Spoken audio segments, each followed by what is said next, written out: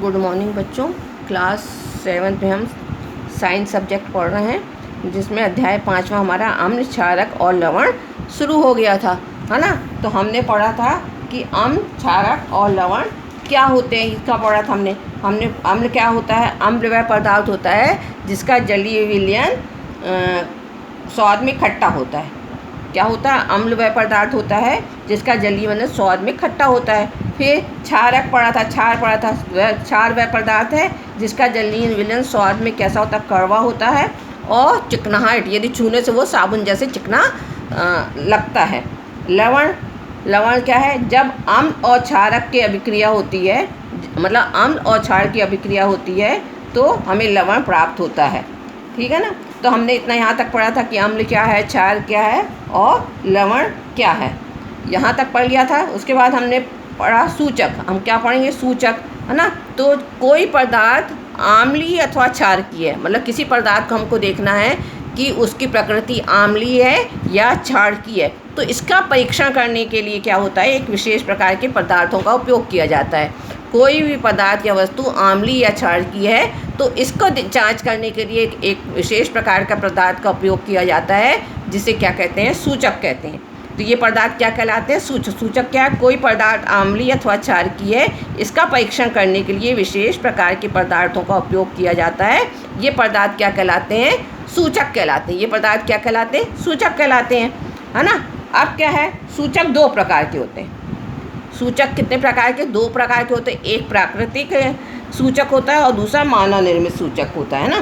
तो प्राकृतिक सूचक जो प्रकृति से प्राप्त होते हैं वो क्या कहलाते हैं? प्राकृतिक सूचक। और जो कृत्रिम सूचक होते हैं, मानव के द्वारा बनाए जाते हैं, वो मानव निर्मित सूचक कहलाते हैं। तो प्राकृतिक सूचक कौन कौन से हैं? हल्दी है ना, लिटमस है, ये सब हम क्या है? प्राकृतिक सूचक है। गुड़हल का पुष्प है, उससे तैयार कर जो रहता है वो सब क्या कहलाते हैं? प्राकृतिक सूचक कहलाते हैं। हल्दी क्या है?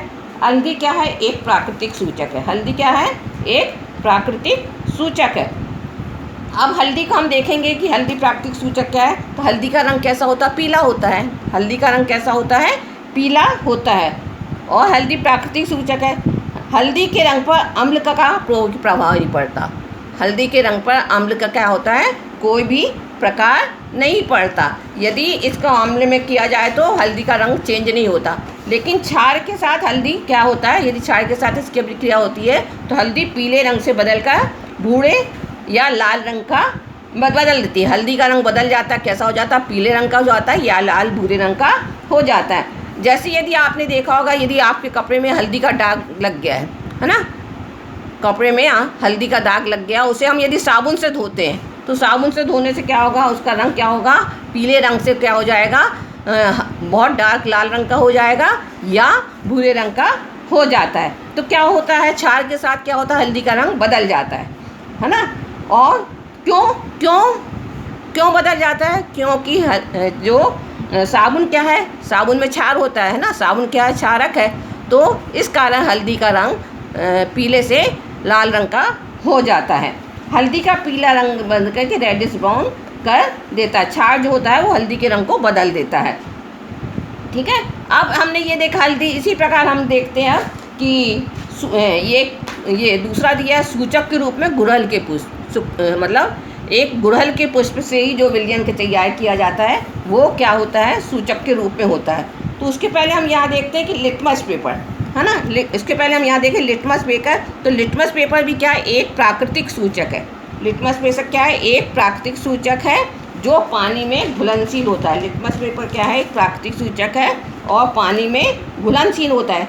यह इसमें एक प्रकार का रंग होता है ना, जिसे लाइकेन या ऑर्गेनिज्म से प्राप्त किया जाता है। लिटमस पेपर को किससे प्राप्त किया जाता है? लाइकेन नामक ऑर्गेनिज्म से प्राप्त किया जाता है। फिल्टर पेपर को लिटमस के अर्क में, है ना, जो फिल्टर पेपर रहता है उसको लिटमस के अर्क में डुबोकर लिटमस पेपर तैयार किया जाता है। लिटमस पेपर मूल रूप से कैसा होता है? लाल रंग का होता है ना।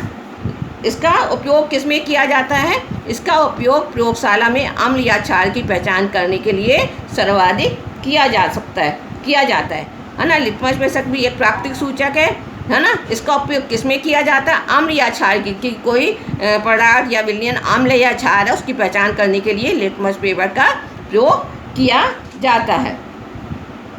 अब लिटमस पेपर दो रंगों में, नीले और लाल, दो रंगों में उपलब्ध है।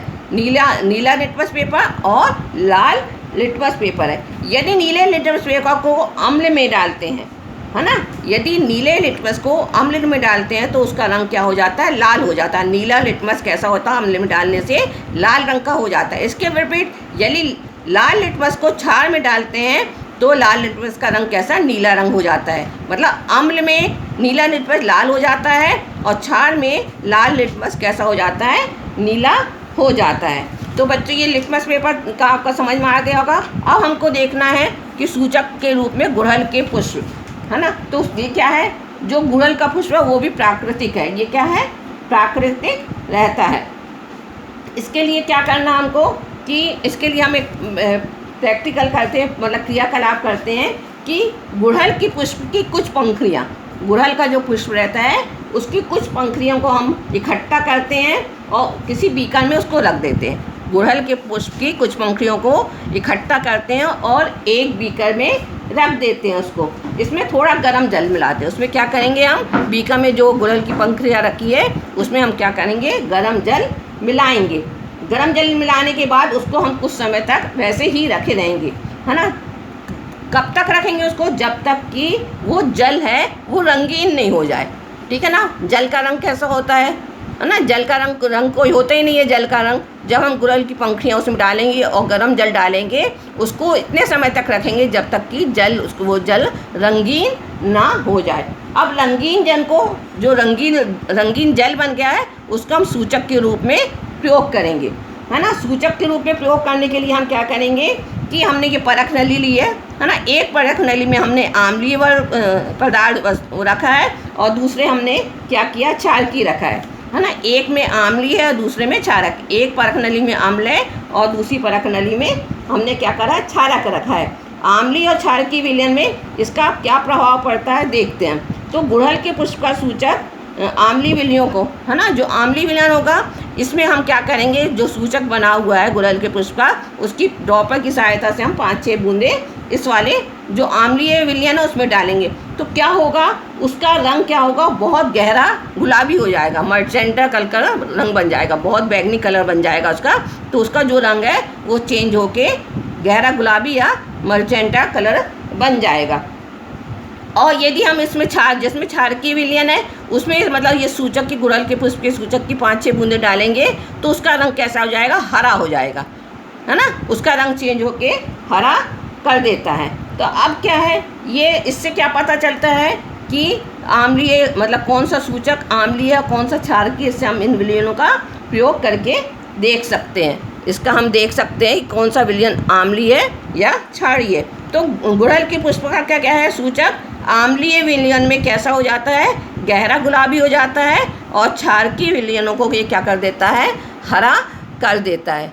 समझ में आ गया बच्चों, आपको ये समझ में आ गया होगा कि सूचक क्या है ना। सूचक से हम क्या करते हैं कि कोई पदार्थ आम्लीय अथवा क्षारकीय है, इसके परीक्षण करने के लिए हम विशेष प्रकार के पदार्थ का उपयोग करते हैं, सूचक कहलाते हैं। सूचक 2 प्रकार के होते हैं, प्राकृतिक और मानव निर्मित रहते हैं। प्राकृतिक क्या है, हल्दी है, लिटमस पेपर है ना, गुड़हल के पुष्प है, ये क्या है, प्राकृतिक सूचक है ना। फिर हल्दी का मैंने बताया कि हल्दी क्या है, अम्ल के साथ उसका रंग चेंज नहीं होता। यदि हम उसको मतलब जैसे क्षारक में करते हैं तो उसका रंग चेंज हो जाता है। जैसे उदाहरण के लिए मैंने बताया कि यदि आपके कपड़े में हल्दी का दाग लग गया है और यदि आप साबुन से धोते हो तो उसका कलर क्या होता है, चेंज हो जाता है। वो क्या हो जाता है, गहरे लाल रंग का हो जाता है। क्यों, क्योंकि साबुन क्या है, क्षारक होता है। फिर लिटमस पेपर का उपयोग प्रयोगशाला में, है ना, किसके लिए किया जाता है, अम्ल या क्षार की पहचान करने के लिए किया जाता है। जो नीला लिटमस पेपर है उसको हम अम्लीय घोल में डालते हैं तो उसका कलर चेंज होकर लाल हो जाता है, और जो लाल लिटमस है उसको हम यदि क्षारकीय विलयन में डालते हैं तो उसका रंग कैसा हो जाता है, नीला हो जाता है। फिर गुड़हल के पुष्प का आपने देख लिया कि कैसे उसका बनाया हमने, और अम्ल में डालने पर उसका रंग कैसा हो जाता है, गहरे लाल रंग का या बैगनी कलर हो जाता है। और यदि हम क्षार में डालते हैं वो गुड़हल के पुष्प के सूचक को तो क्षारकीय पदार्थ कैसे हो जाता है, ग्रीन हो जाता है। तो बच्चों आज हमने यहाँ तक पढ़ लिया है, कल हम पढ़ेंगे कि उदासीनीकरण क्रिया क्या होती है, ठीक है ना। आज हमने यहाँ सूचक देख लिया, अम्ल देख लिया, क्षार देख लिया, लवण देख लिया। अब हम कल देखेंगे कि उदासीनीकरण की क्रिया क्या होती है। तो बच्चों इतना आपको समझ में आ गया होगा, है ना। ये नोट्स आप देख लेना और इससे आप बहुत अच्छे से और समझ लेना। आपकी बुक में भी ये दिया है, बुक में भी पढ़ के आप क्या कर सकते हो, इसको समझ सकते हो।